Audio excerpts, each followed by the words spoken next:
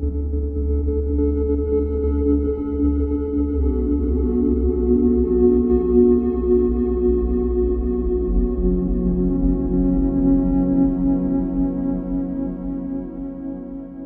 tracked every U.S. president and their relationship to the UFO experience, and he's gone through files and archives. He's dug up the dirt, and he's exposed a large understanding of what's really going on behind the scenes, and he keeps going for it. He is one of the top investigators on the disclosure phenomenon. He's someone I go to see the latest information, what's really happening, what's happening behind the scenes. So today's talk, UFOs, weird stuff, and the theory of wow.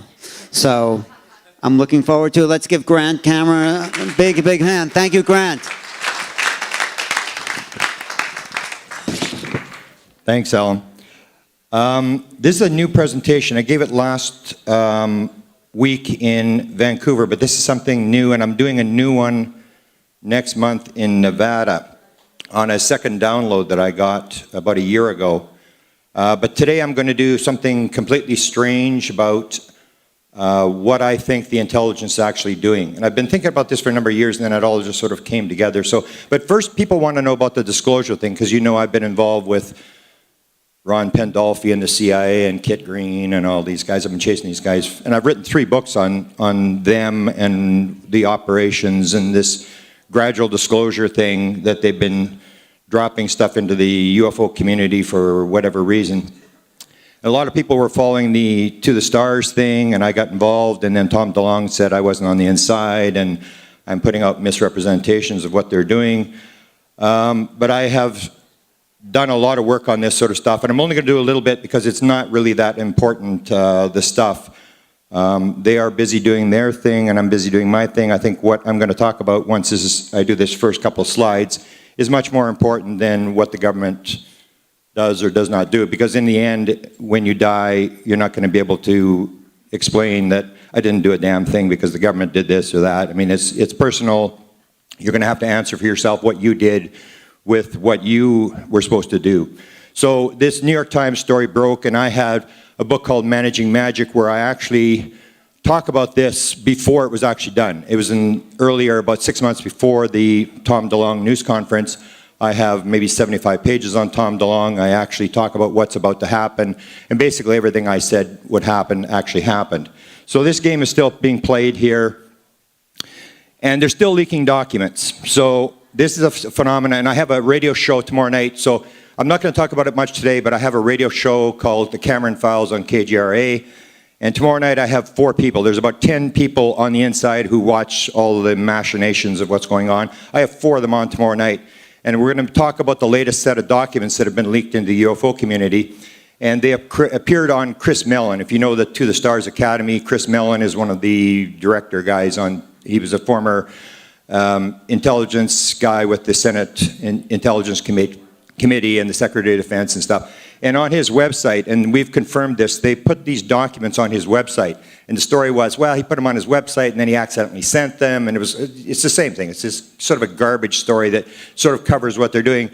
This is a back, I don't know what they call it. You go back and you can see the site, but you can actually see on here the images. So the images were pulled off because the site has been pulled down, locked or whatever. And a bunch of these documents appeared. So in the since August the 8th, there's been 40 new documents, 40 pages of documents that have been leaked into the UFO community. And now we have a situation where the UFO people who've got them, now they're covering them up and they're saying, well, this got confidential information.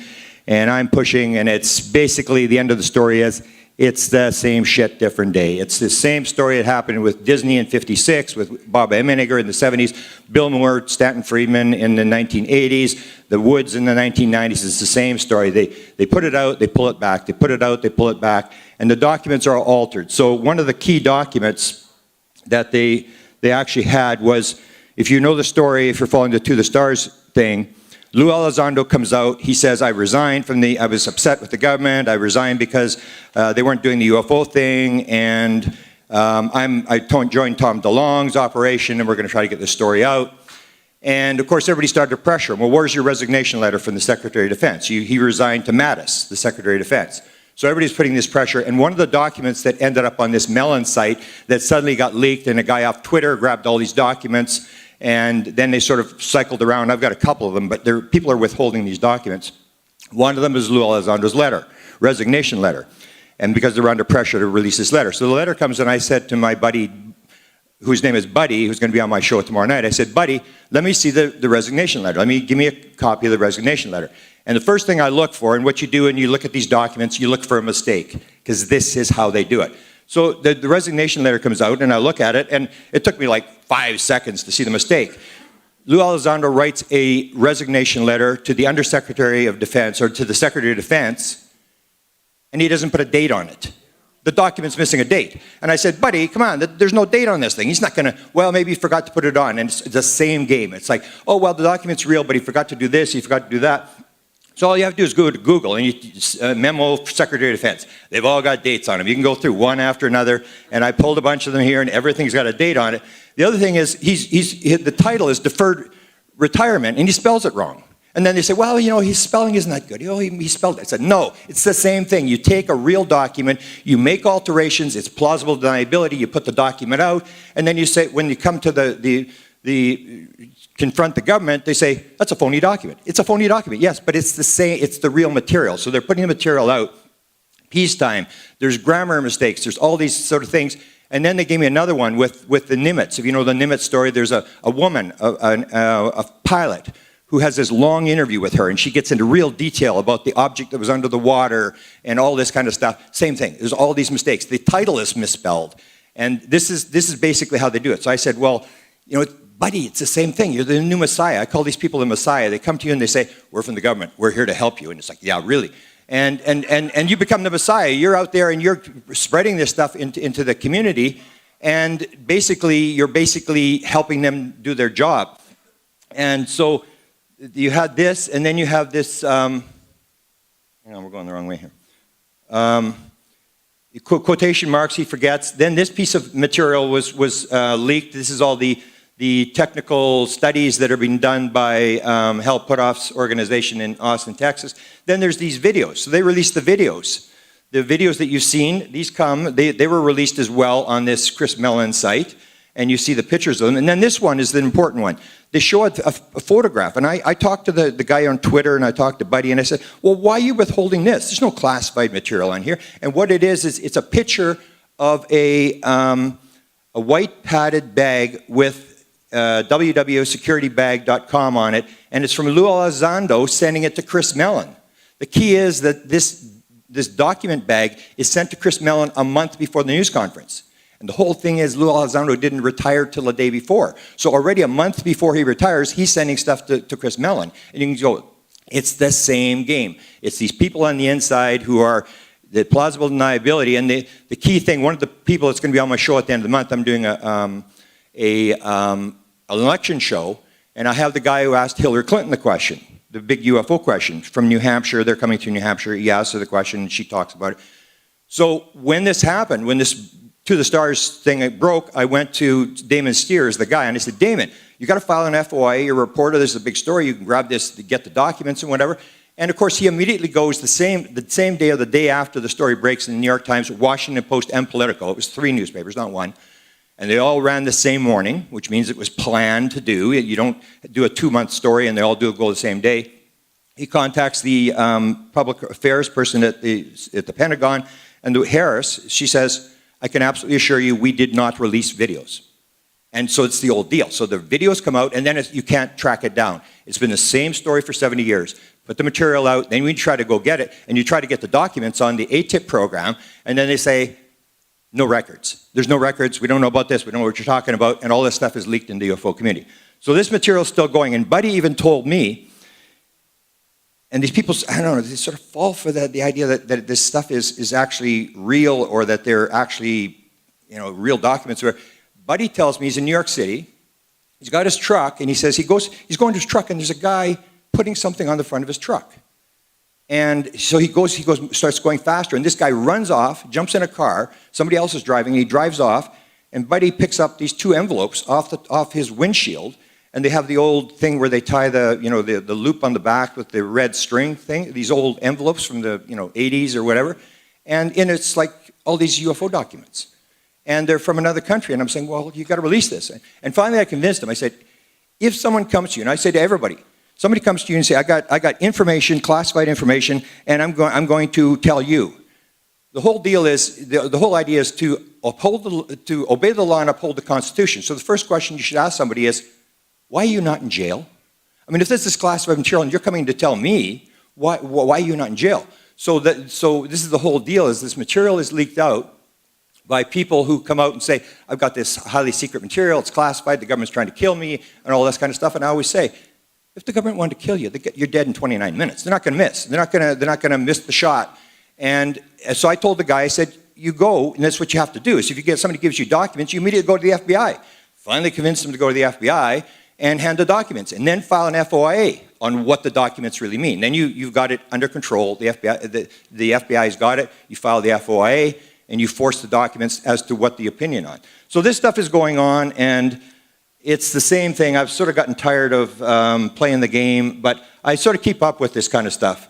Here's some project notes, but there's a lot of stuff. There's about 40 pages of material that most people haven't seen. And I'm asking these researchers, why are you not talking about this? This is why I'm having this show tomorrow night. Get these guys on and say, well, you know, this stuff's floating around. Why aren't you guys talking about it? Why aren't you releasing the documents? Now, To the Stars has started a new thing, and I'm going to talk about it a little bit later, about the medals. You've heard the story about the medals. They've got these medals. People are handing these medals. They've got 7 pieces of metal. The budget is $35,000. And a lot of people who've got UFO material are handing it in to get it analyzed. And they've got to give you an insurance policy, and they take it, and then they hand it back to you or whatever. So they called it the ATOM program, and I hate acronyms. I just absolutely hate them. I'm like, why don't you just call it what it is? So I decided, okay, I'm going to get my own acronym. And this is this new thing that I'm going to talk about today. So it's called the TUTO program, the theory of wow. And this is my idea. What is the intelligence doing? And I suddenly came to the conclusion that maybe what they're just doing is really nothing. They're not here to eat our kids or rape our women or steal the gold or anything. They're just here to make us go wow. And when you look at this stuff, you may not agree with it, but you go, well, maybe. So it was called the theory of wow. And there's a commercial that actually describes exactly what I think is going on. Here's the commercial that was played a number of years ago. And this is what I think is actually going on. They're really biting today, Don. It's all about the lure.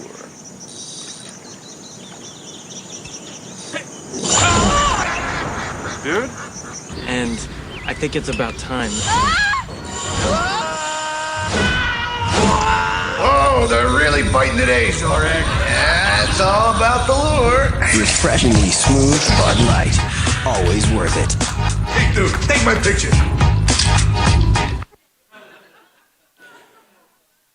And I came to sort of realize when I was, because I've done this since 1975. I've been down the rabbit hole since 1975. And I started to see that this pattern started to appear. And so what I said is maybe the metals really inspired it. Because what I'm going to get into is all the pieces of metal are different. There are no two pieces. And there are a lot of metal. I mean, you could build a 747 from the metal that everybody has. There's a lot more metal than you think it is. But none of the pieces are the same. So the question is, why are the pieces all different? If it's this technology, and why does it come across galaxy? Skeptics always bring it comes across the galaxy and then it crashes. And it breaks into these little tiny pieces that people can put in their pocket and take home. So I'm thinking, maybe it has nothing to do with the craft.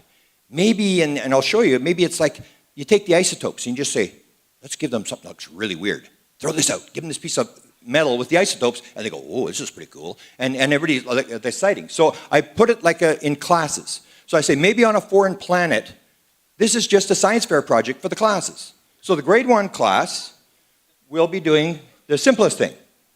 Lights. Why do UFOs have lights on them? So you can see them. We don't have lights on our crafts. We don't have lights on our planes. So why have they got lights? And and I've had enough cases that I've done through the years, they're all different. John Lennon's, I always tell the story of John Lennon. John Lennon had these white lights going flash, flash, flash, flash. They're alternating flashing lights around with a red light on top. And I say, do you really need flashing white lights on the edge of your flying saucer to fly through interstellar space?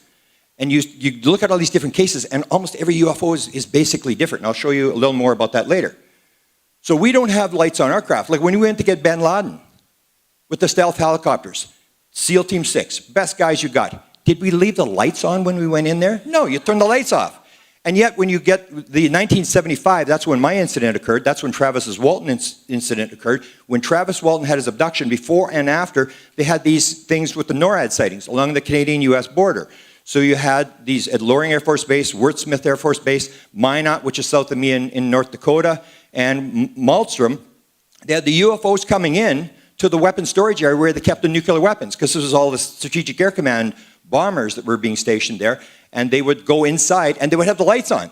So if you're going to go in, why don't you turn the lights off? Because they want you to see them. They're going, hello, we're over here, can you see us? Turn up the light, you can't see us. And they're doing this sort of thing, and it seemed very obvious. If you see a UFO, you're part of the game.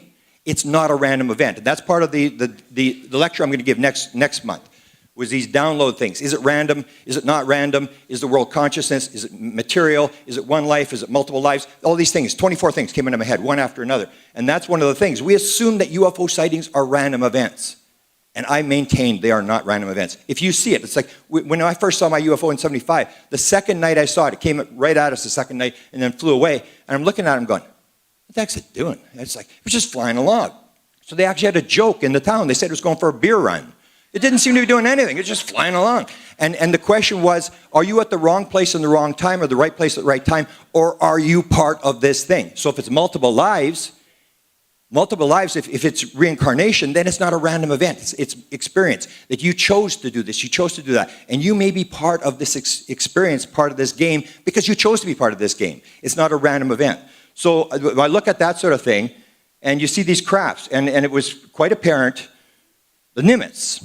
The Nimitz, it goes on, is not a random event. It's not the Nimitz was there and the UFO flew by and the fighters went up. It was there for a week. It was there for a week. It's like, there we are, and then fly under the water, do this, do that. And there's new evidence that is coming out that shows that in 2015, there was events off the east coast of that with these, they're going to get some of these videos. There was 15 events, and they were all multiple events as well, where they went on for days and days and days, almost like they're making a message. They want you to see them, and then they do the weird thing, like, let's show them something really weird. So the pilots are going, and then they say, guess what? The thing just moved 20 miles. It's where you're supposed to be in 15 minutes. And it moves like instantaneously to where they're supposed to be, and they're going, how did it know where we're going to go? And they're doing that kind of stuff. They're just going, wow. The person's going, how does this work? How does this go? Because the thing is, the same as the government. If the government wanted you to know what's going on, they'd stand the President of the United States up and they'd tell you what's going on. If they wanted to, quote, completely cover up, they would do what they do in Canada. They would just shut up. I have no idea what the Canadians are doing. I have no idea, because they would just shut up. The aliens are doing, the intelligence, whatever they are doing the same thing. They're not landing on the White House lawn and telling you what's going on, and they're not covering up, because if they were to cover up, they would turn off the lights. Because in the abduction scenario, you don't see them. They can cloak themselves anytime they want, so when they're not cloaking themselves, it would be apparent they want you to see them. They want you to see it, and they do spectacular things, weird things. So the Rendlesham Forest, same thing. Rendlesham Forest went on for at least 3 days, maybe 4 days. You take the Skinwalker Ranch thing, and there you have the situation where George Knapp didn't see a single thing. John Alexander, who was one of the key people, didn't see a single thing over the 7 years. There's 100 incidents in 6 years. DIA people all saw it. And the DIA people volunteered to go in there. They wanted to go in and study this paranormal. So the whole thing started as paranormal, not UFO. And then it moved to UFO. They went to Reed got the material. So the question is, who saw the most stuff at Skinwalker Ranch? And it was Dr. Eric Davis saw the most stuff.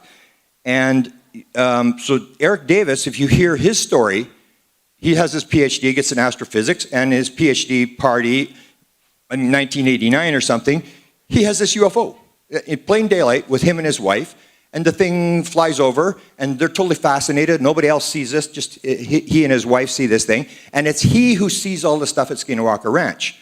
And it's same as Erica Lukes earlier in this conference talked about when she went to Skinwalker Ranch, she saw stuff. So the question is it a random event that everybody would see because they went to Skinwalker Ranch, or is it that an experiencer goes to Skinwalker Ranch and brings the phenomena? Is it the experiencer causing the phenomena, or is it just a random phenomena that people happen to see? I would look, and the data seems to indicate that the experiencer has part, the person on the ground has part. It's almost like John Wheeler, who won the Nobel Prize, the guy that came up with the idea of black holes, wormholes, said it's a participatory universe. You have to realize that you're part of what's manifesting around you.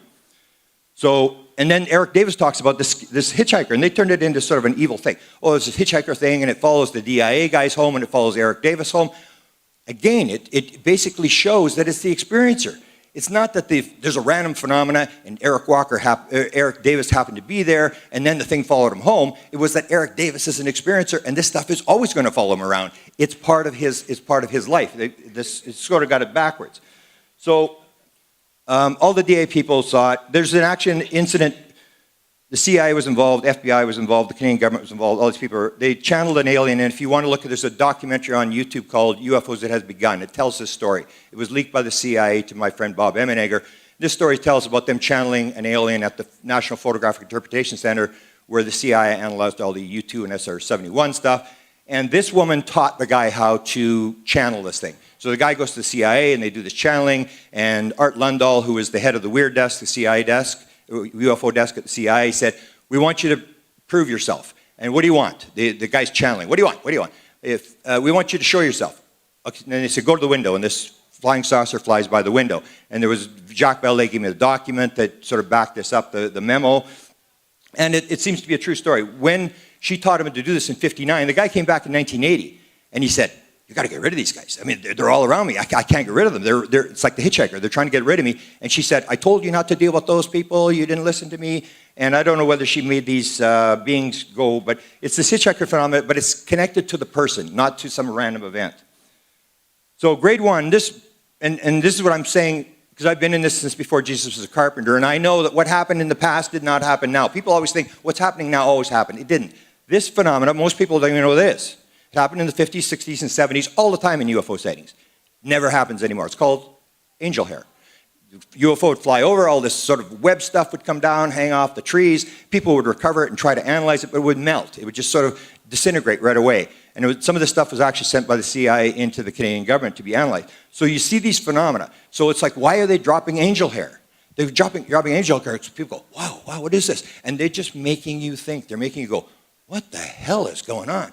And instead of coming to you and say, we are from another planet, we're here to bring you freedom, democracy, Jesus, and McDonald's, and we want you to change your religion, and we want you to do this, and you just take a gun and say, get the hell out of here, and you're ready to shoot them. So they're coming with a different technique than we use when we go into another country.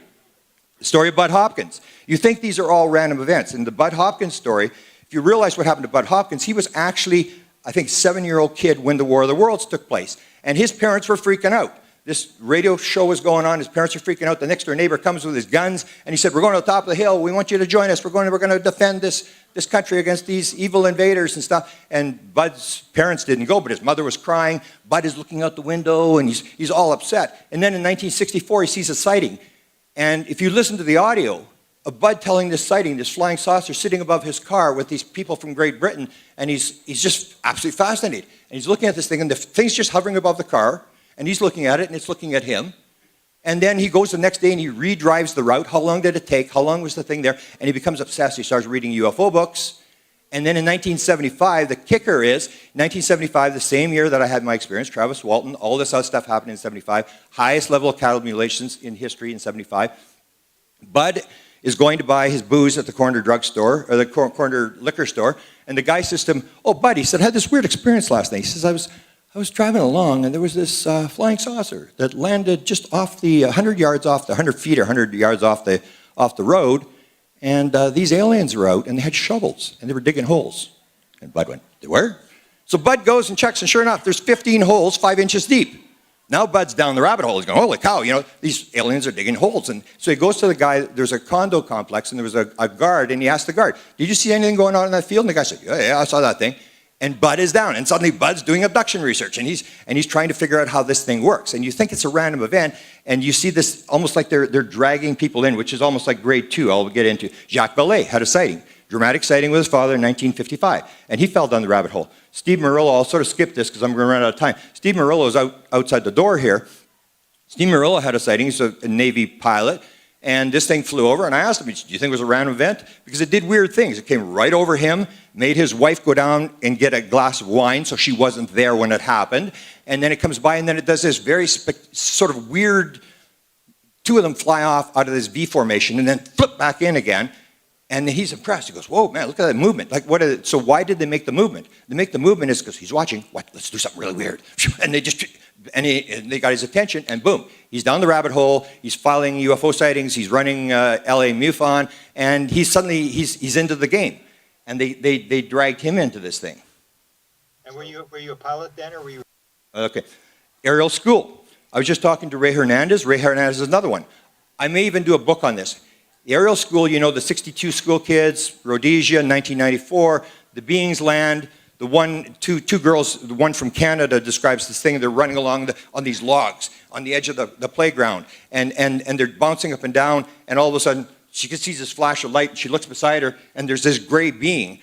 He's hovering, but he's imitating them. He's just going along, and she's going, what the heck's going on? And all of a sudden, boom, the being's in front of her, and they're downloading this rapid image cycling. And these images are coming into her head, technological images. The girl beside her is getting all the environmental images, and they're just devastated. And then 4 years ago, she gets revisited by these beings, and is just totally blown away. Her life, she's just stressed out by this whole thing. Suddenly she's painting. She's painting all these paintings with all these symbols in the paintings. And she said the symbols are the most important part of the thing. She's done over 100 paintings in 4 years. So you see this thing. So why are they doing this? Do they actually have to come and land in a schoolyard? Or is this part of the acclimatization? So Ray gave me one from Colombia. I know there's a major one in Australia that involved 300 kids. There's one in Wales that involved a whole pile of kids. This has happened 20 times. So we're going to put this together. So why are they landing to kids?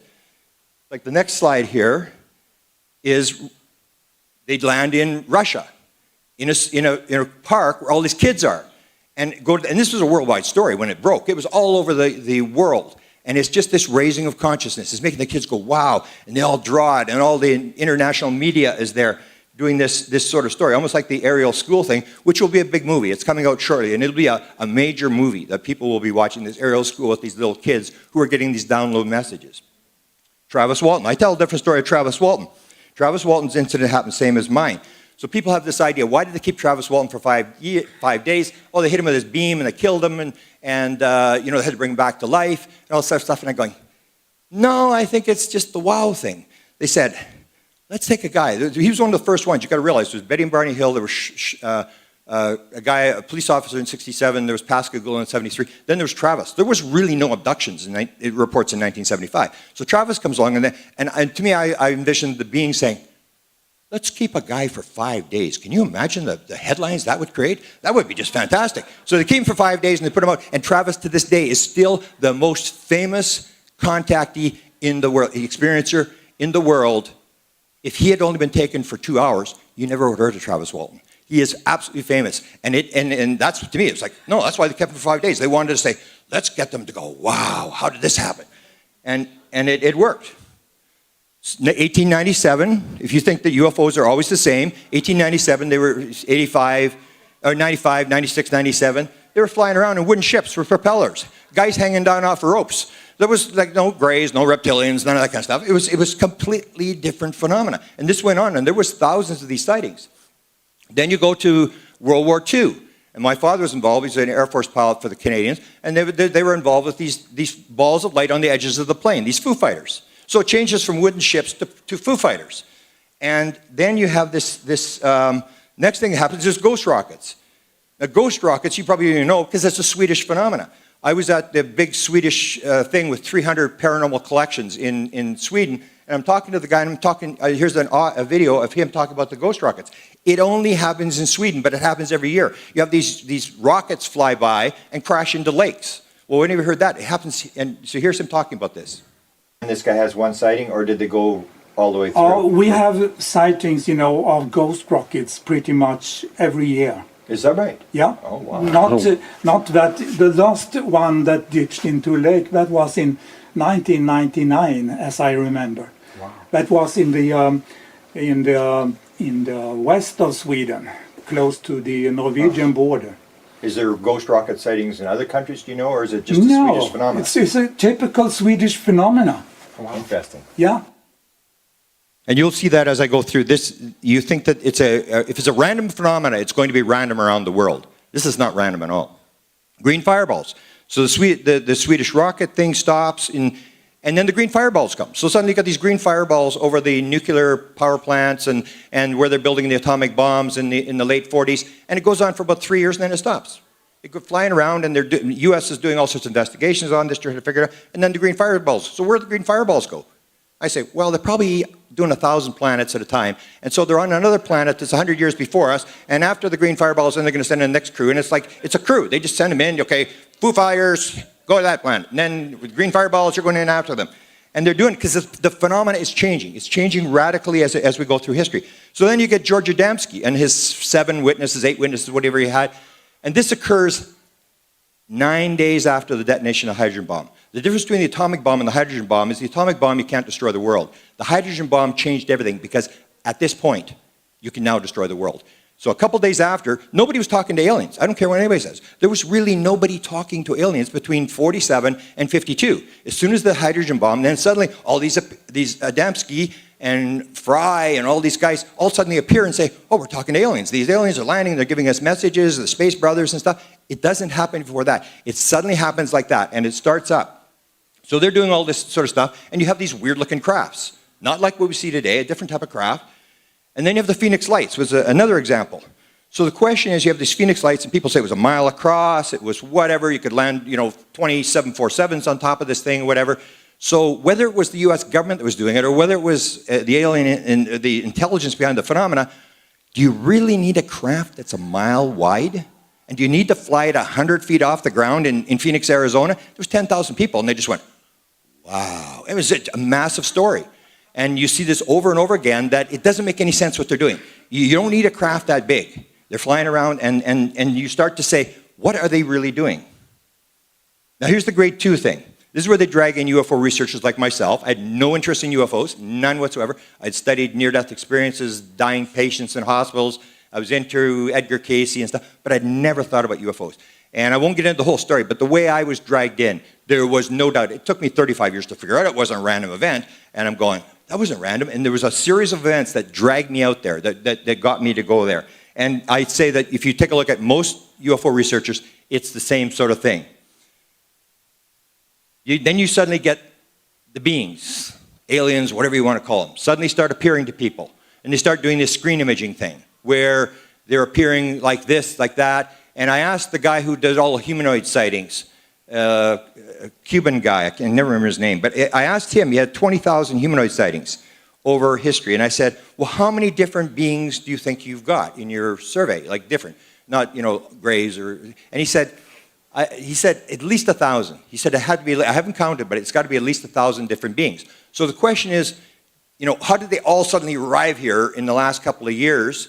And why do they all look different? It's almost like, and when you see the screen imaging, I have a girl, we published her book, and she said it was Sherry Wild. If you ever read Sherry Wild's story, Sherry Wild is dealing with this gray type being she calls Da, and she says to Da at one point, she says, are you actually an alien?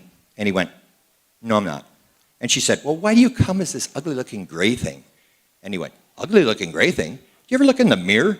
And she's got big teeth. She's got big white teeth. And he said, when you smile, we think you're going to eat us. And I've got a couple of experiences that I've talked to and that have actually asked the question, are you actually an alien? And there's the other point is that there's lots of reports of this. So it's a flesh and blood being, and it suddenly turns into a ball of light, and then it disappears. So the question is it a flesh and blood being, or is it a ball of light? And if it's a ball of light, does it eat bacon, eggs, toast, and coffee in the morning? And you start getting in, when you start looking really at it, it becomes a lot less physical than you actually think it is. It may be able to come into the physical, manifest a physical thing, but it may not be, it may be living in another environment, which is what the alien channeler Bashar here in Los Angeles always said. We come to you in your dreams, because now you're in our world. And the question is, are they actually from here? Or is this a lot of this screen imaging type stuff where they'll appear as rabbits and owls? I have a friend in LA here whose wife didn't believe in this kind of stuff. And he told me this only happened about 5 weeks ago. And he said she came screaming out of the bathroom and said, "Get in the bathroom, come look at this." And he went in and he said, there was a 5-foot owl sitting on top of the bathroom counter. And I said, 5? He was 5 feet tall? You always hear the 4-foot owl. I said, he was actually 5 feet tall? And he said, yeah, he was 5 feet tall. And he went right to get his camera, he came back and the thing was gone. So this is the thing, it's like, talk about going, wow. I mean, you're looking at this owl sitting on your bathroom counter.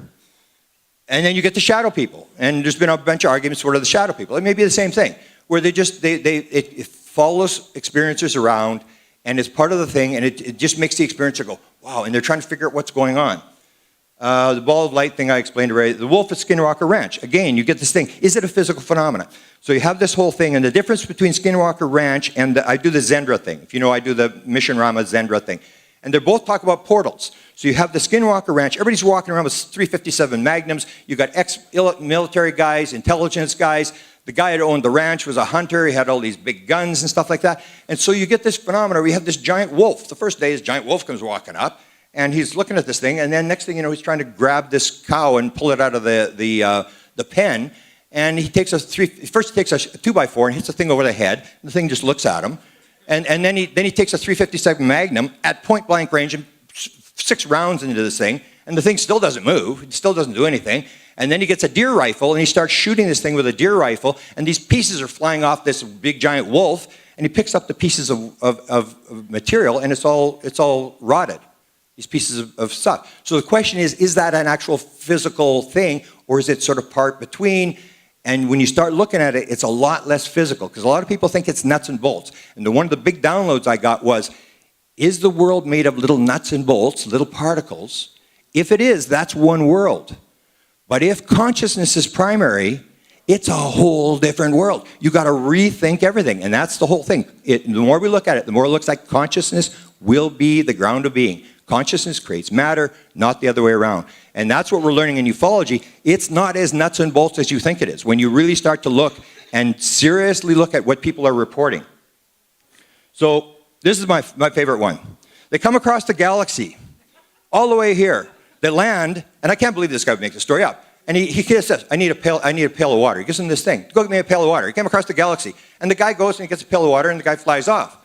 And so the question is, I mean, did he really need a pail of water, or do you just want to tell this guy to tell the story? And that's what they're doing. They're coming from the bottom up to individuals, so not going to the government. They're coming to the ground up, and the people are you tell the story, I tell you the story, more and more stories, and it's almost like African American rights, gay rights, or whatever. You say, well, when did they get their rights to be human beings? And you go, I really don't know when that happened. It was, I don't know, 80s or somewhere back there, and it's just going to happen. You raise the consciousness, and it just flips. And suddenly, everybody sort of takes it for granted that this is actually going on. So they're coming from the bottom up through people. So grade 3 is the nukes. There's no doubt whatsoever. And the To the Stars has sort of twisted this thing and said, these guys are a threat. You know, they're shutting down nuclear missiles. And I say, a threat?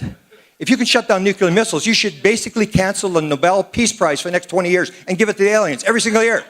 I mean, what better thing could you possibly do than shut down all the nukes? And it's like, and you've seen these cases like the Malmstrom thing. And the weird thing about the Malmstrom, there was an experiencer in the silo. The guy that was in the silo underground was an experiencer from childhood. And it's almost like I say, it's like a spy. They had their own guy inside the silo. And they come and they shut all the missiles down, and everybody's panicking, and the lights are really low, and the guys outside are freaking out. This thing. And it's this dramatic thing. And they say, well, they didn't investigate it. Well, only they didn't investigate it. I guarantee you they investigated it. And the other thing was when they let it, in Russia, they had these ones where they actually let the thing launch, where the thing, they actually counted it down, and the guy said, oh, cow, and it missiles away, and it shows that the missiles have actually launched. And then they phone the headquarters and say, no, nothing launched. And I can just see the beings inside the craft going, I wonder if they got the message. You know, it's like, they're just, this is all messaging to me, that they're doing this kind of stuff, and they're still doing it. There was apparently one at Malmstrom just recently.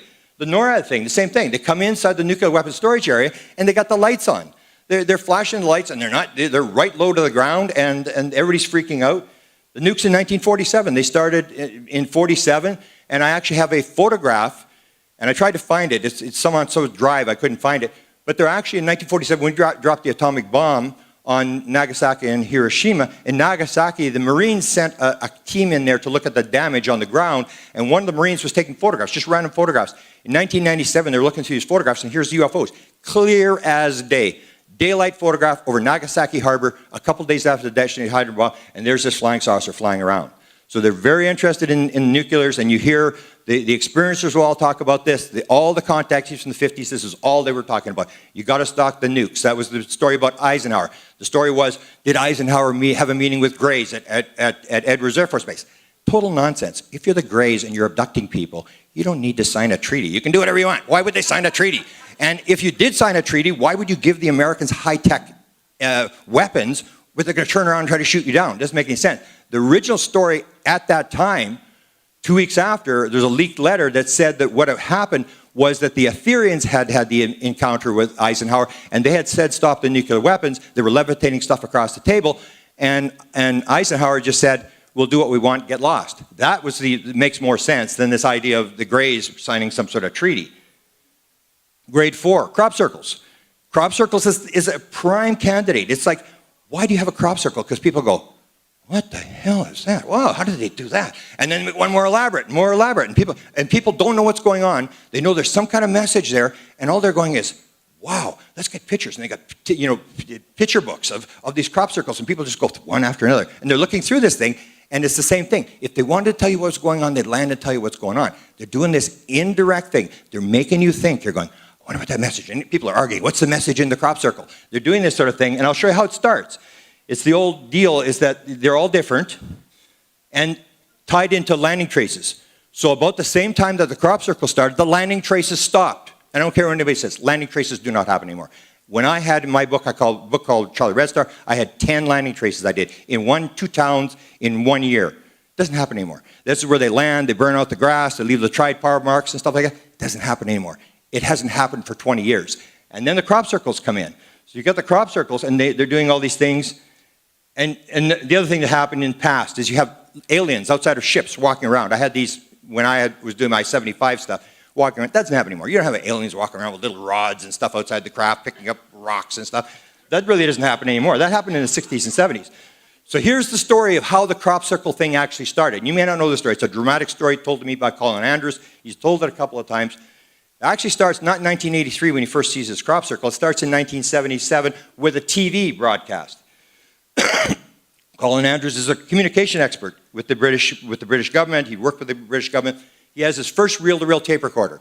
He's got it in the living room. He's pulling the microphone across the carpet. The TV is going, and he's going to test it. And as he turns the tape recorder on for the first time, suddenly the TV just goes wacko, and an alien comes on the TV. And I think 2 million people in Britain had this on their TV. So he got it all on tape. He had turned the tape recorder. It's about 6 minutes. I'm going to play you about 30 seconds of it with the words. And you can see this is how it started. Here's the message that was on 2 million TVs in Great Britain.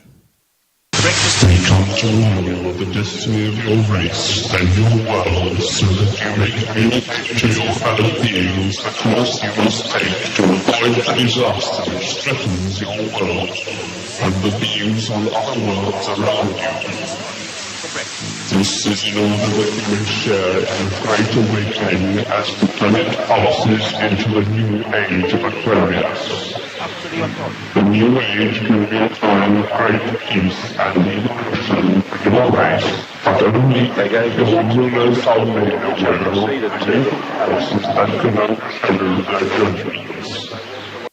Now, the interesting thing about that was I talked to Colin later, and I think he's told this publicly, that there was an investigation. I think it was ITN was the TV that was shut down, the network, and of course everybody was inundated, the US and the British government, and they did 4 investigations or whatever, and Colin was involved in this. He said the only thing they were able to determine about what happened with those TVs, how this alien signal message came across, was the fact that there was 2 towers that these were blocked, that came through, that were taken over.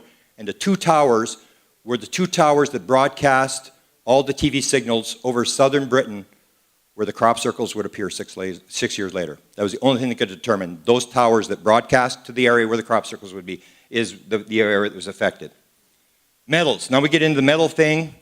Maury Island starts in 1947. And this is what I say. This is what convinced me that this has got to be what's going on. It's just this theory of wow. So in 1947, the Maury Island incident, the thing's flying along, and it's just like the broken wing, the bird that's got the broken wing, and it's trying to get you away from the nest. So the UFO is flipping around, and everybody's, oh, it's going to crash. Look at this. It's in the sky. It's going to crash. And they're going on, and all of a sudden the thing stabilizes, shoots out this metal, and then flies away.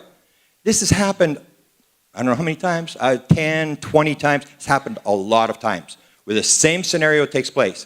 And then the people go pick up the metal, and in the old days, it was called slag. They said, the guy made it up, it's slag, he got it off, whatever. And nobody believed it. But now we have the technology, and this is some of the stuff that To the Stars is looking at. And this is called extruded metals. The UFO is flying along, and they just, for whatever reason, and people say, oh, it's got a problem with the mechanics and has to shoot the metal out. No, it's evident. It's like a grade 5. So a grade 5 project. It said, we got the natives on Earth here, we need to get them a message, so what do you want to do? They say, oh, let's give them some metal. Let's mess with the isotopes on one. Let's throw that one out. And let's do this one, and we'll do this weird metal and this weird metal, because none of the metal is the same. It's all different. It's all different types of stuff. And why would it shoot this metal out? And it's happened quite a bit. So the Maury Island, it started already in 1947 with the Maury Island incident where it shoots this out. And the idea with the crashing saucer, is it rational to think that they come all across the galaxy and then to crash one after another? Or is this some sort of intentional thing that they're doing? Or is it a random event? The 45 piece, there's a bunch. I've tried to track all these pieces. Paula Harris has a piece. There's all sorts of people have these pieces that they've got. I've handled a lot of these pieces. And again, as I said, they're all different. There's two classes. So there's the stuff that gets extruded, that gets shot out of the craft. Then there's the stuff that supposedly comes from crash sites, where the thing crashes and they take the metal. So there's two different types of material that To the Stars is looking at. And I hear they've got 7 pieces, but there's a lot more than 7 pieces. And I have talked to people who've been contacted but haven't handed over their piece yet. This is the main one. This is this layered piece of metal, which they're saying, we can't do this. We can't layer this bismuth, magnesium, 1 micron, 100 microns, very, very thin, put down 1 atom at a time. And I say, well, actually in the world you can. Because if you look at the creation of a cell, one cell creates another cell. Everybody says, well, it's just a random event. It's just a cell creating another cell. And I say, actually take a look at what's actually going on. You have a cell that's made out of 100 trillion atoms, and now it has to make a second cell, so it has to source 100 trillion atoms from somewhere, and it has to gather them, put them all together, put them in the right 3-dimensional spot, 100 trillion atoms, and it does it all in 16 hours. And it gives it life. And that cell can now produce other cells. So we can do it, which tends to indicate, you always hear the thing, most important part of the story now to me is this whole thing of the consciousness thing, that people who have been inside the craft and have flown the craft and stuff will tell you the craft is alive. So maybe this is how they're layering the metal. Is this actually being done like a biological process, that there's something else layering this stuff and it's not being done by us. So this is the piece they have. This is their prime piece. It was called the Arts Parts piece, 1996. Linda Howe is in control of this, and she limits how long people can have the piece. So they're doing this analysis, and apparently the analysis on these 7 pieces will be available by October 25th, I think is the deadline. They had a 3-month period. So you may see this analysis of this stuff. And so they proposed, you'll hear this stuff that they want to float this stuff, that if you bombard it with terahertz energy, which is what influenced the guys at Reynolds from Forest. They had the injured Peniston and Burroughs. They all had injuries. It came from this terahertz energy. And so the theory is, and it's not that they know this, it's a theoretical thing that came up with Hal Puthoff, that he had a theoretical thing to bombard this thing with terahertz energy and the pieces will float. This stuff will float. The thing is that they do not have a generator, either in the white world or the black world, that can create the terahertz that's necessary to bombard this thing. So that's where the standoff is right now. But they have this theory that if you bombard it, it will float. This is the help. Jacques Vallée did this lecture about 2 years ago at Contact in the Desert. This is where he lists all the pieces, and you don't really need to see it, because basically they're all different. This is where I sort of really got the idea. There's something going on here. Why are all these pieces different? Why are there no 2 pieces that are the same? This is where the analysis of the pieces are being done. This Selly Metallurgic Services. This is the piece that I've got. This is a piece that, if you've heard the story, there was a government official took Diana Pasulka, the head of religion and philosophy at the University of North Carolina, to a site, and they blindfolded her and another academic and took them on this site. This is where this piece comes from. And it was my buddy that showed the government official where the site was. So I had this piece, and my buddy says, oh, you can keep it, I really don't need it. And then suddenly, about a week later, he said, can I have my piece back? He said, you can cut a little piece off. So I've got a little piece. I cut a little piece off. I'm really not that interested. It's in my drawer. But there's a lot of this metal floating around. This is the Bob White piece, 1985. Basically, 85% aluminum, has this isotope thing that is very close to Martian meteorites. It has an isotope in it. Has these bizarre things, has been analyzed by NIDS, it's been analyzed in 15 laboratories, extensive stuff, and they were contacted by To the Stars, but they have not handed over this piece yet.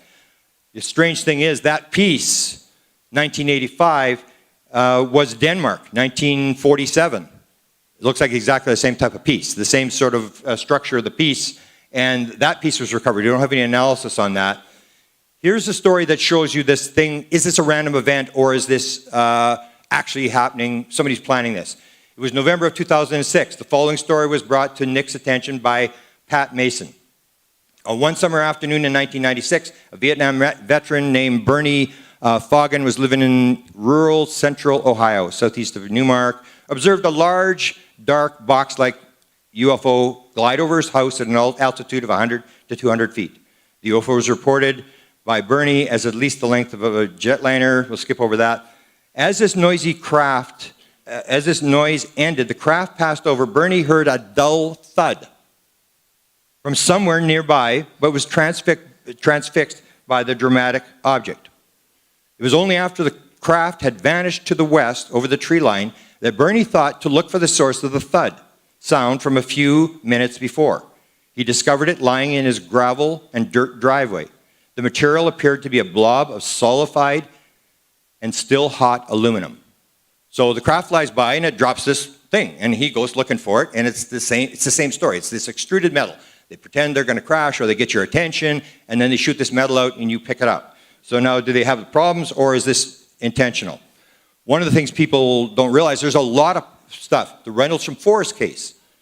There's now claimed to be a piece from Reynolds from Forest that's being analyzed, and I think To the Stars has it, from the Reynolds from Forest crash. This piece of crash comes from a very famous experience, happened at Falcon Lake, Manitoba in 1967, near me, just outside my city. This is a piece of silver that was recovered, and this is the craft. This is the famous Stephen Mikulak case where the thing landed. He stuck his head in this thing. He's yelling for these guys, hey, Americans. Then he talked Polish and he talked Ukrainian. He could speak all these different languages. Nothing happened. He backed away. The thing started to spin around, and this sort of a vent thing burnt his shirt and left this burn pattern that would come back and forth through his life. It would disappear, reappear, and stuff like that. The thing was, they found this metal at the site in the cracks of this rock where this thing was sitting. So this metal stuff seems to appear. Now, did they have a mistake? Did they accidentally drop this metal? Or was this intended for us to find and go, wow, what is this? We got to figure this thing out. So there's a lot more metal than people think. Here's Wilbur Smith. I'm from Canada. So Wilbur Smith, the Canadian government, was actually being sent material by the Americans at a great rate. A lot of material was coming from the Canadians. Wilbur Smith actually stated that the Pentagon actually had a room in the 1950s where they had little pieces of hardware. It was like a museum, UFO hardware. And so they were sending this stuff to Wilbur Smith to do analysis, and I actually had a number of conversations with the metallurgist who lived near me and said, you know, I wish I'd never gotten in this, it destroyed my career and stuff, but he was doing the metallurgic analysis. Here's James Smith, who's the oldest son of Wilbur Smith, talking about this metal that was coming into Canada. So this has been going on for a long time. This metal isn't a new story. This is the 1950s. Many times I do remember blue military cars pulling up to the house and leaving packages of things for him to do metallurgical analysis on. And we'd asked him what they were, and they said they were chunks that, unidentified things that the military had either shot down or found. Unidentified things, or did he actually use the word flying saucers? Or yes, yeah. On a couple of instances, I remember packages about the size of a loaf of bread coming in. The box would contain a chunk of metal that he'd been told that the Air Force had shot a chunk off of a flying saucer, and they'd already done some analysis of it. And would like him to have a go at it too. So. Now, was this the American Air Force or the Canadian Air Force? Well, I don't remember what color the plate it was, but I mean, it came from the States, whether it was delivered to the house by a Canadian. Yeah, so it came from the States. Yeah. That's right. Yeah. You actually saw some of these pieces as well, Jim? Oh, yes. Okay. I saw them when you unpacked the box and what's in there and take a look at it. How old would you have been then? Well, looking 10 to 17 in that age group. Did you get an opportunity to handle any of them? How would you know what was an unusual-looking piece of metal at the age of... I got to handle a few of them. One was a chunk about the size of a brick, semicircular in shape, very smooth metal except where the jagged edges where it had been disconnected from whatever it belonged to. It was quite heavy in terms of its size. He had analysis done of that one. I remember seeing that particular analysis sheet. This is a statement made by a guy by the name of Groves. The Canadians were very close to a group in Ohio, a UFO group in Ohio. And Wilbur Smith was dying of cancer, and just before he died, they sent someone up to talk to him, and he was pretty open about what was going on. So here's Groves describing a little bit of what Wilbur Smith told him just before he died. During the actual operation, however, of this, when Mr. Smith was on his feet, he was constantly visited by both Canadian government officials as well as American government officials. These were, of course, upper echelon people with attaché cases that were chained and locked to their wrists to make sure, of course, that none of the information was dropped or left behind in a station, a bus station or something. And so he had a number of these visits. They had samples they wanted him to analyze of hardware, that is actually metal that had been found. And then he adds they had a lot of film as well. This is a piece in 1960 the Canadians had. They actually did analysis of this. It was recovered. There was a big explosion above the St. Lawrence River. These two huge pieces of metal were found on the edge of the river. Wilbur believed it was extraterrestrial. My friend did the analysis, the metallurgist guy. And it was actually analyzed by the Canadian government. We actually have the analysis of the material. There was actually a sample done by the Canadian government. This is the famous 252 piece that the CIA couriered. We actually know the name of the guy who couriered it, along with angel hair was in the box. And when it came, the piece was there, the angel hair was gone, because this angel hair just sort of fades away. This is the piece that was taken. And Wilbur Smith returned it to the CIA, or he said, I returned it to an agency, and the guy said, CIA, and he said, no, much higher than that, and wouldn't go into where the piece went back to, but he sent the piece back. This is an interesting story. This is the story of Uri Geller. This is a bronze piece, and the story is, as you all know, John Lennon had the UFO sighting, but John Lennon had a second sighting. The story happened. Uri Geller tells the story. He was invited to a restaurant, used to have coffee with John Lennon in New York City. They both lived there in the same area. And it was at that event that John gave him this piece, and this bronze egg type thing. And he said, I want to tell you a story. He said, the other night I was lying in bed with Yoko, and suddenly I realized there was it looked like the hallway was on fire. There was light coming from under the door through the door keyhole and stuff. And he was he's trying to wake up Yoko. He couldn't wake her up. And then he goes to the door and he opens the door and he said there was these effing bug people standing there. And so he tried to sort of attack them, and he said they forced him back just with their thought, to force him back. And next thing he knew, it was morning. He was on top of the covers. Yoko was awake, and he told her the story. So he finds this thing in his hand, this bronze thing in his hand. And so what he does is he goes and he gives it to Uri Geller. And he says to Uri, this may be my ticket to another planet, but I want nothing to do with it. And you can have it. And I talked to Uri about it. They actually offered to analyze it. Uri wouldn't allow it out of his possession. And I asked Uri the same thing, and he said, I've got it on my possession at all times. I keep it with me all the time, and I've never had it analyzed because I'm always afraid it might turn out to be made in Taiwan. So, but Uri stands by this story. And here's another one. This just happened, I don't know, a month ago or whenever it happened.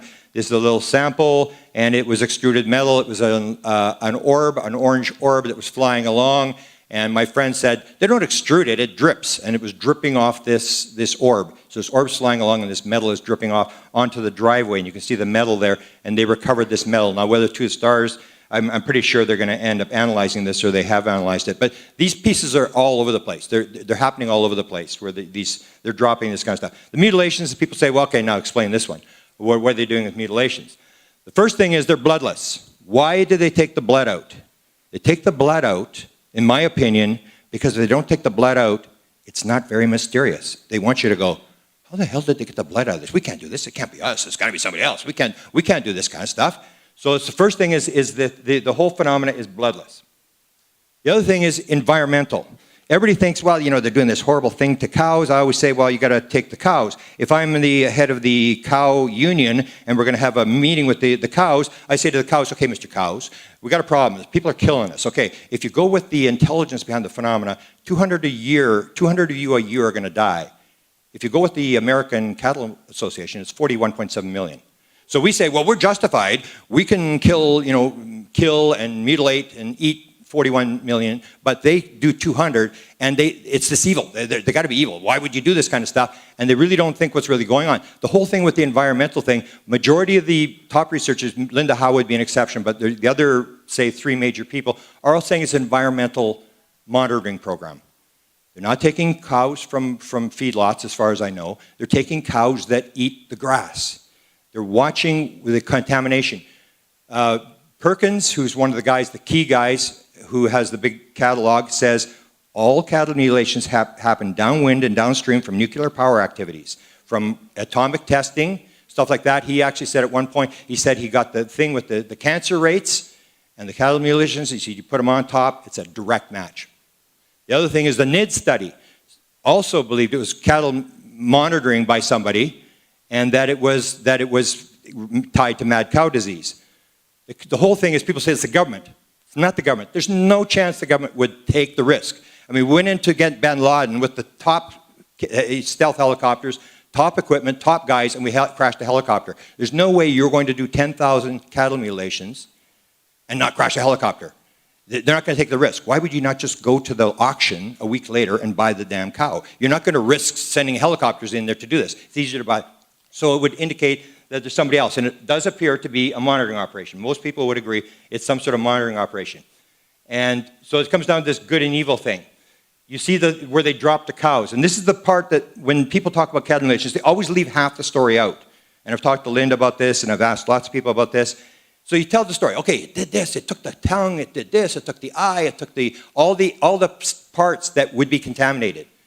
All the reproductive organs. If you're going to get the contamination, those are the youngest organs in the body. That's where you're going to have the contamination. So you're taking those parts.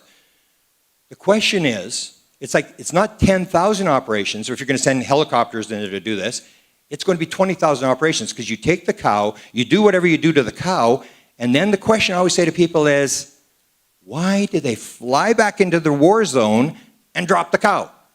Why would they do it? You've got the cow already, whether you're the government or whether you're the intelligence, you've got the cow. Why are you flying back and dropping this thing in the guy's front yard from 100 yards up? Because they want you to take pictures. They want you to go, wow, what's going on? And you and I may not know why they did that, why that's there, but I guarantee you someone in the government is going, did you see where that cow was? Did you see that?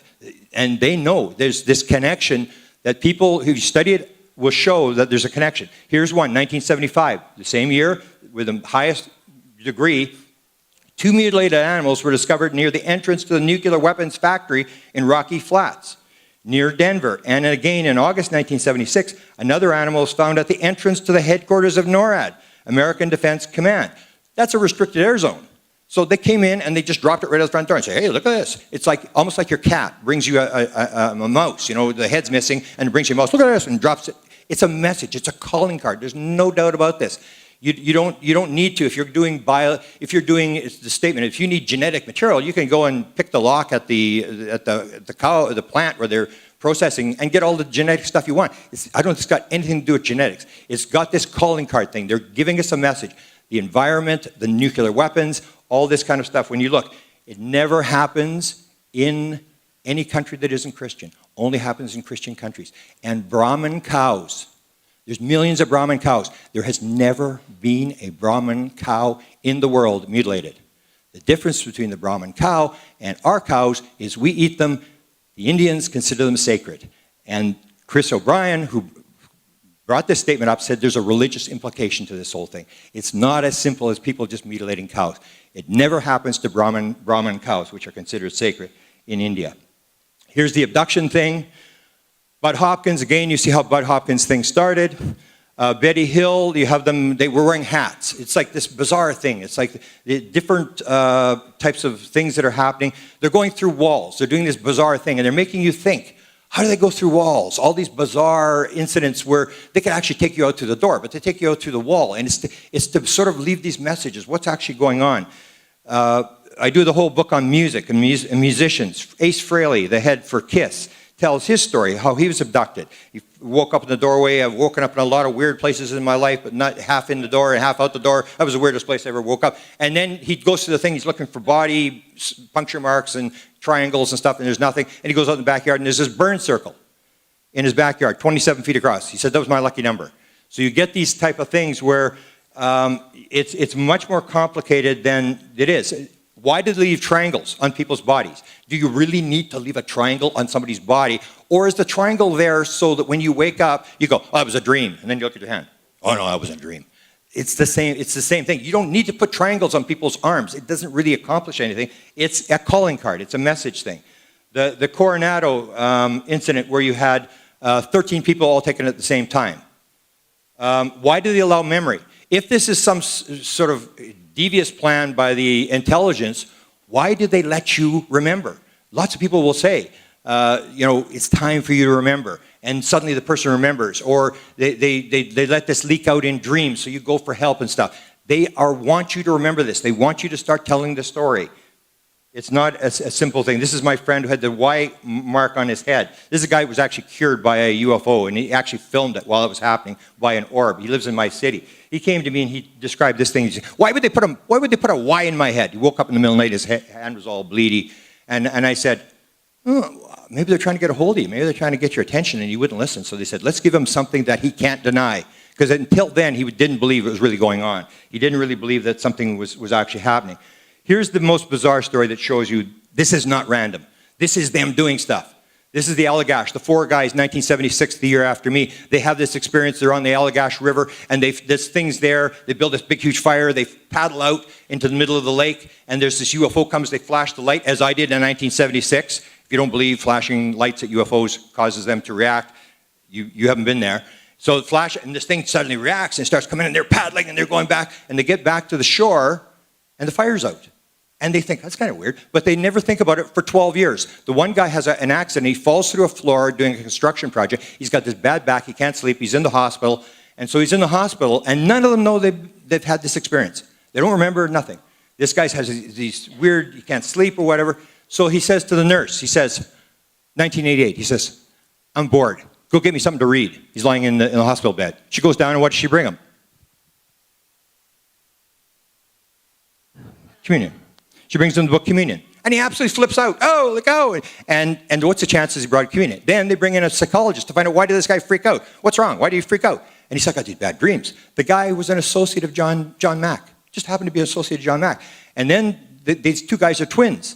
And nobody wants to touch the case. And he says, oh, Ray Fowler's coming through town next week. And he's interested in twins. He wants to do abduction twins. And that's how the story gets out. So the story gets out 12 years later. These guys all go tell this bizarre story. And they are allowed to remember. But you see this and you say, is this random that he just happened to see Communion a year later? And if you don't believe Communion was a trigger, all you have to do is go to the Amazon site under Communion and look at the comments. And people will say, when I saw that book, I knew. He had a couple 100,000 letters. I mean, this was a trigger. Piles of people when that picture was shown. And it was actually not going to be called Communion. It was going to be called Body Pain. And Whitley Strieber's wife woke up in the middle of the night and she was channeling with a male voice and said, we will not call it Body Pain. We will call it Communion because that's what it is. That's why the title is Communion. It was going to be something else. But his wife had this channeling thing where they changed the title. This is the main one. And you're going to see this the next lecture after lunch. My friend Ray Hernandez is going to get into this. This is the key. I say you can look at all the UFO videos you want, all the government documents you want, all the sightings you want, all the medals you want. You will only accomplish one thing. This is very strange, where there's cattle mutilations, whatever. This is very strange. Something's going on, and I don't think it's from Earth. That's as far as you can go. And you can do that for the next 1,000 years, and you are not going to go anywhere. It is not until you talk to the people who are interacting with the intelligence that you're actually going to learn who are they, why are they here, what's actually going on. And this is the number 8. This is the lesson where they do the training. And this is the big stuff. So you get the training courses. And a lot of people will describe to me. The guy from Great Britain contacted me. He said, you got to stop. They're driving me nuts. I can't. I work. He's an IT guy. He said, I'm so tired during the day. They're making me go to these classes in the middle of the night. And I said, well, you got to talk to them and tell them to lay off or whatever. But he was just devastated. And a lot of people will report this thing. They're going to classes. In the middle of the night, they're being taken to these things and they're being trained to do this stuff, to levitate objects, balls. There's a woman that just died who told me, the first one to tell me she flew the flying saucer. And that's when I said, you flew the flying saucer? Are you kidding me? And I thought she was nuts. And she and another guy both told a story about being, as kids, being trained to levitate these balls. And they couldn't see the beings. They could just see the sort of the legs. They couldn't look up. But they had a blue ball, a red ball, and a yellow ball or whatever. And one was really easy to levitate. One was harder. And one was very hard to do. And they would levitate. These kids would all be sitting in a circle. And they would levitate this ball between the kids. So they have these training programs that you see them going through.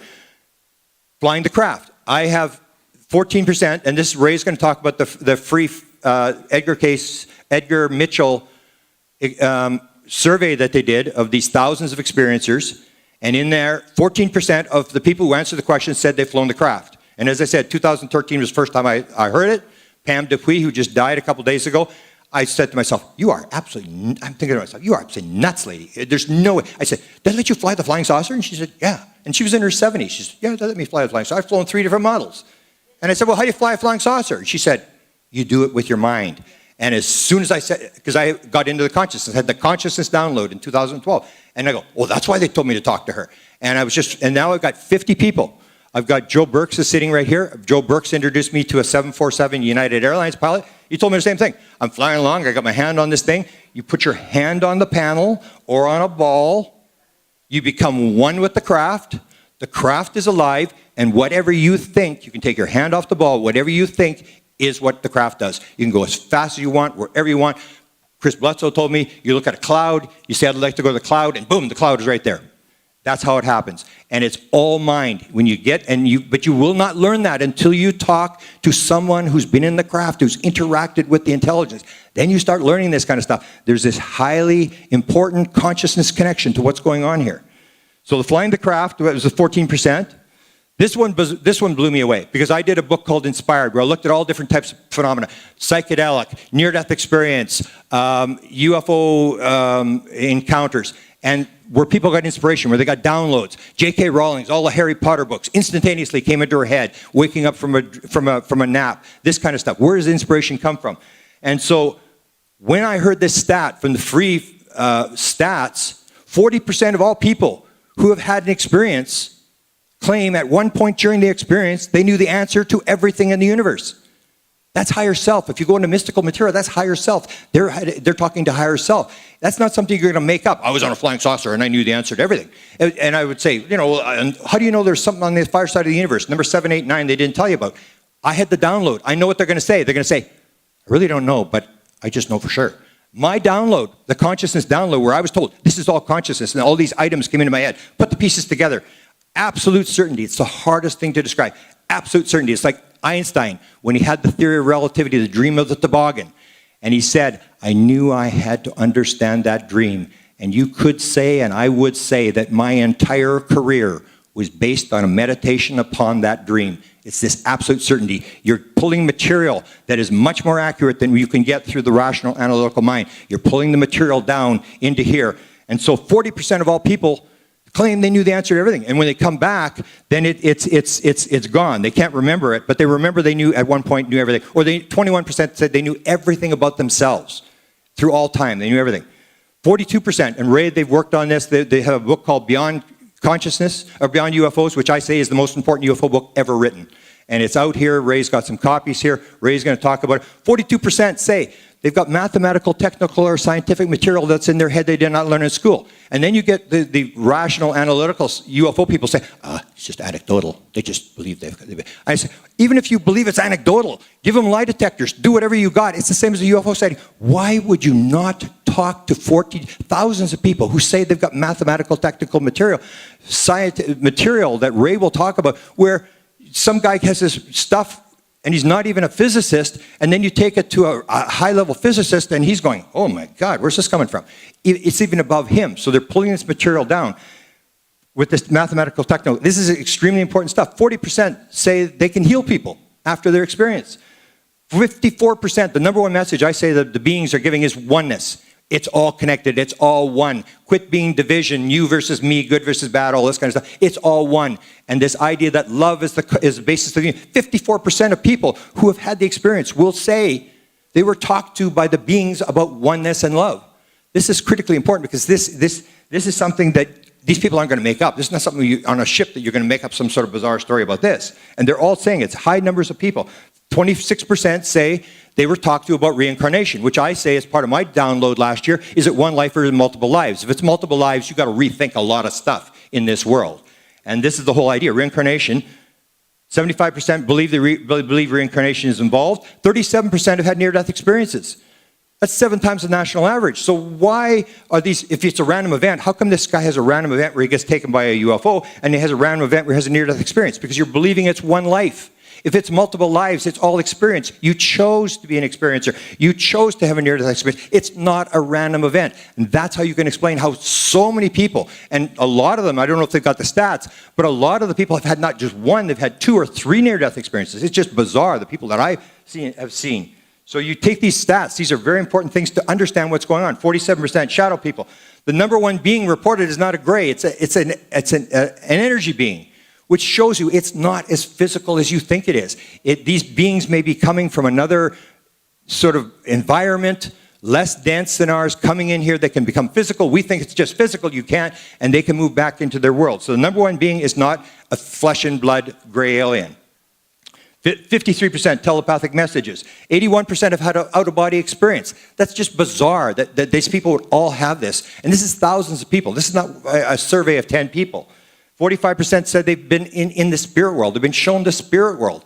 This is extremely important material, and we're ignoring these experiencers. They have the answers, and unlike the government won't tell you what's going on. These experiencers, if they believe you are not going to laugh at them, they'll tell you exactly what happened. They're not going to hide stuff. They're going to tell you exactly what they had. 76% have seen ghosts or spirits. Near-death experience, I did that. 67% have had a past life memory. So if the beings go back into your past life, then this is a little more complicated than just aliens coming here to, rape our women and eat our kids. 47% have with a deceased person. They report deceased people. They're talking to their dead people on the ship. So they have this idea of how does life work? What is death? This sort of thing. Extremely important things that we can learn. Now let's go. 29% have had channeled a non-human intelligence. 83%, people always say, it's an evil thing, there's these bad aliens and whatever. 83% say, if you were to tell me that I could stop it, they'd say, no, don't stop it. Only 9% say it's an evil experience, and I would maintain those are people who just got into the experience. They haven't regressed, they haven't really looked at it, they're new to the whole thing. 9 experience, paranormal activity, 90%. This is my download experience, and this will get into what Ray had, the next speaker, had, when I had this download experience. In Laughlin, Nevada, I was watching Colin Andrews give a lecture. A week later, Ray Hernandez has his experience, which we'll talk about later. I don't think that's random. Chris Bledsoe had his dramatic experience where he has this shining lady come to him exactly the same time. They all happen at the same time.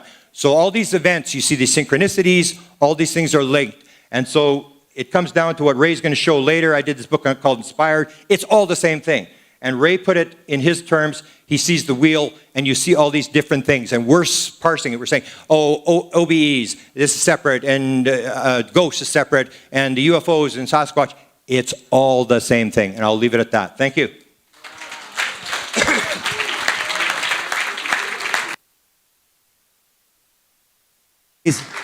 Amazing, really. Thank you. Let's give Grant, let's give him a standing ovation because he's worth it. Just the enthusiasm alone. Thank you, Grant. That is a download. That was one of the most important lectures I've heard. So thank you so much for this. He says raise is better. So come back after lunch. We're going to take a break.